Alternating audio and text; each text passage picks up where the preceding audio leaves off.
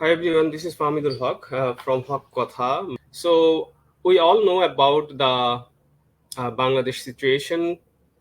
The government has imposed curfew and deployed army in the streets, but so far I know the people are still on the street and continuing their protests. Meanwhile, I came across with the Facebook status of Professor Ali Reyes from Illinois State University. He says that you can hook in with at least three media channel. One is BBC Bangla, another is Al Jazeera, and third one is Netra News.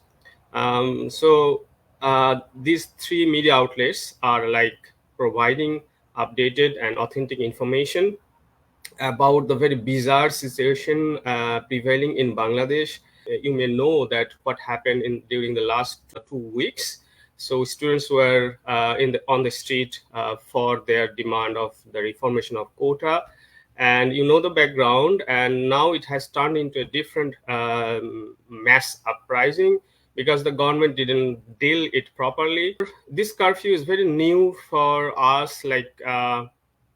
After so many years it has been implemented, so we need to Bangladesh is disconnected from the world. This is also bizarre because we have been living in overseas, and we are like disconnected with our people, with our friends, family, and also we are disconnected with the incidents taking place, or bad incidents taking place in Bangladesh. So as I have mentioned, that Netra News is one of the authentic sources for updated information. We got Tasneem Khalil, the chief editor of Netra News, with us, and he will let us know what would be the immediate consequences of this curfew and army deployment. So I invite Tasneem Khalil from Netra News, and thanks for making time and joining with us. Thank you for having me. So, like all other eagerly waiting audiences, my first question would be, what is the update from Bangladesh?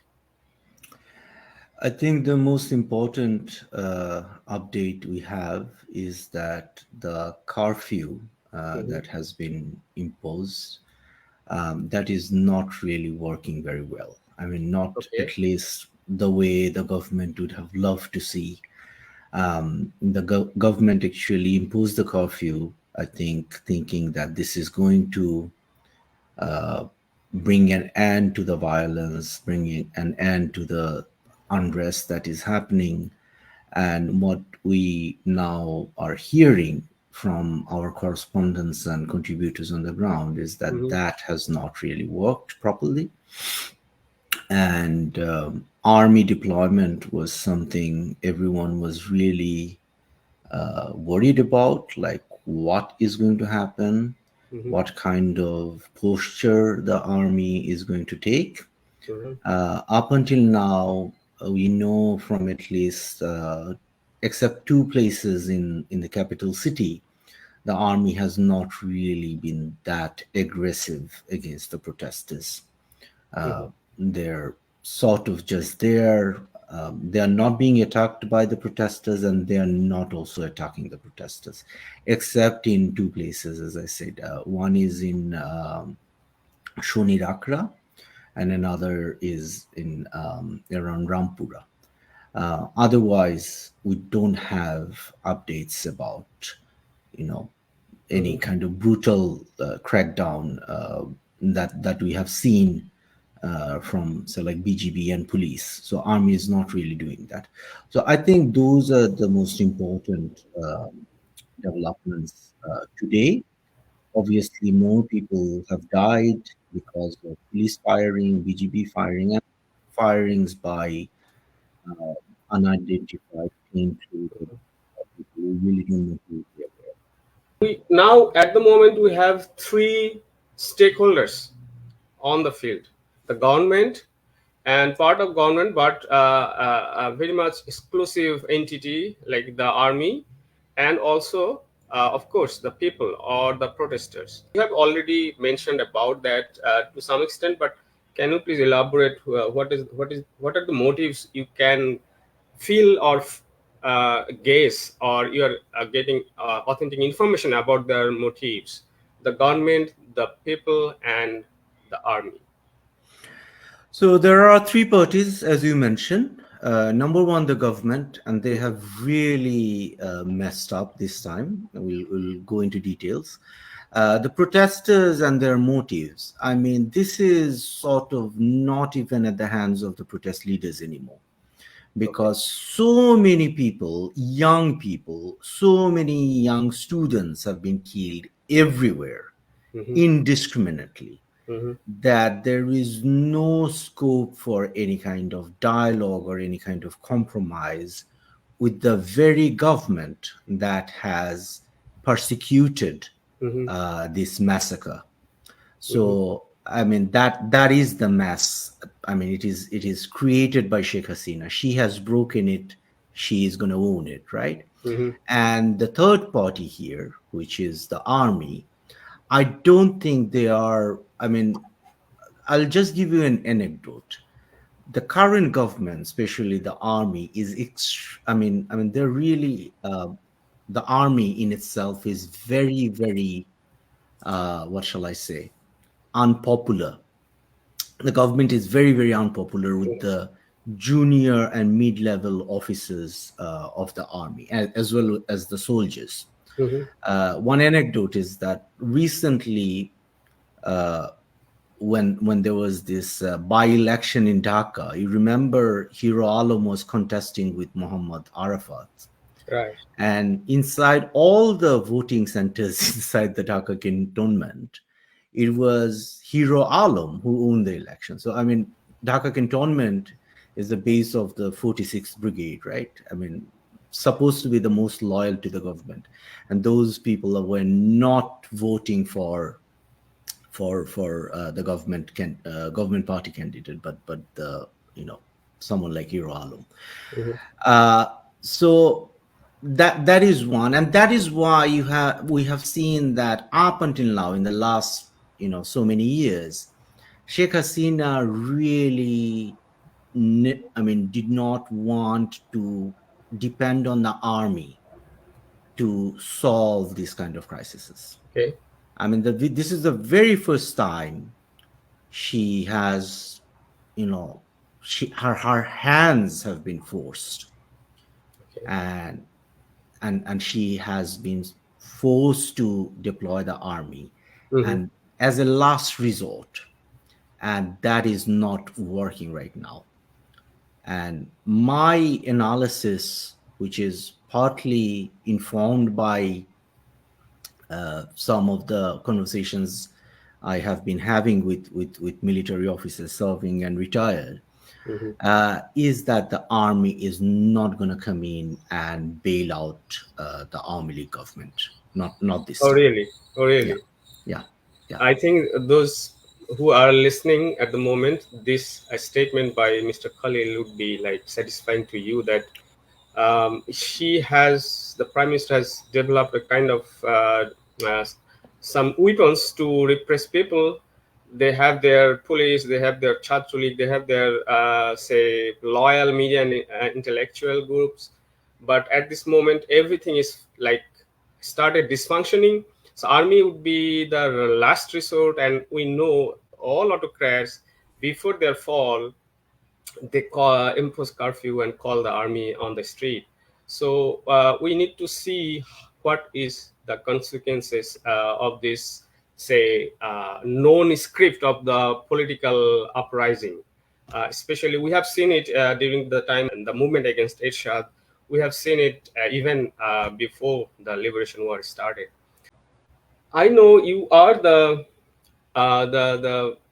prime person who has more connection with the army, but I know you cannot share with us everything. We have already shared something, but we have seen one press release circulating on social media about the not cooperating with the government from the junior officer sides.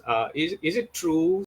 Uh, Number one, the letter you were talking about, that has been released by Zulkarnain Shahir Khan. Okay. He is an independent journalist with better sources in the military than I have. Okay, nice to know. Point point number We'll catch one. up with him. Yeah, exactly. Point number one. And number two is that we ourselves could not authenticate the letter. Hmm. So I'm not able to like comment on the veracity of it, right? But I have read the letter, Hmm. and I mean, the caveat I have provided right now is, like a very bold caveat because we have not been able to authenticate. Hmm. But the messaging, the emotions in the Hmm. letter, I mean, I know that that is very genuine. I mean, this is I something that see. I is see. shared by, I mean, across the board in the army. I mean, Mm-hmm. except some very, very few highly ranking generals, for Mm-hmm. example. As I said, I mean, Army League right now is very unpopular inside the army. So the fact that they are, and this is also nothing new. I mean, if you look at it, Bangladesh Army, I mean, we know there have been military dictatorships and all that.